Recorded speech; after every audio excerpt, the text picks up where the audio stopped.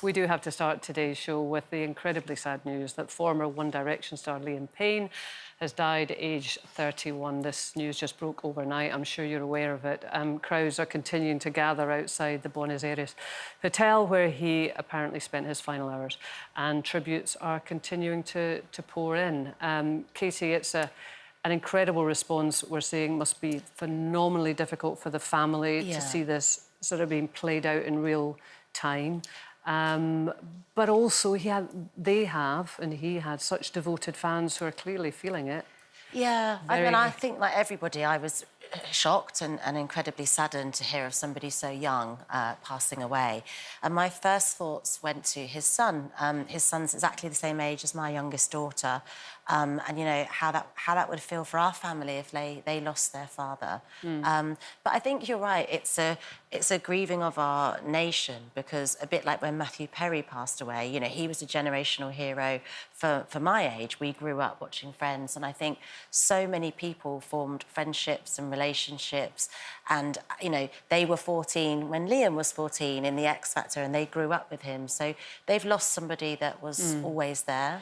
Yeah, I think it's a real interesting human reaction, the way that you put yourself in a situation, which is obviously not your situation, but we're all human beings and we can relate to it. You immediately thought of his son.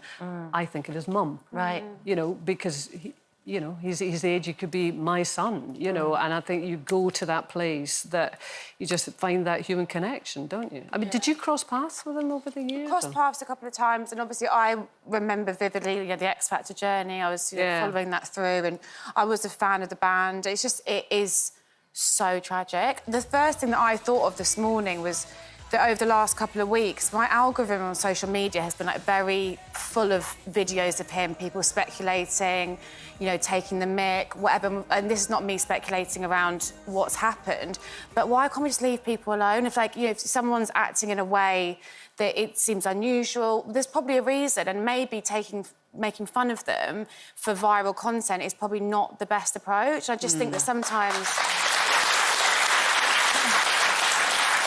I feel like with social media, it's like the worst and the best of humanity is on display, and I think that before posting things, sometimes people should just take a minute and think, why are you posting this? Yes, and I guess that's what I was saying. There's a lot of information out there in the public domain. We don't know what's true. We don't know what is not true. But I immediately think of his family and the people close to him having to sort of see this happen in this way. And you remember the innocence of, I mean, what age was he when he burst onto the scene? A teenager? 14, I think. 14? Yeah. So young. 14. So young. I think, initially, of course, it's family. That's the first people you think of.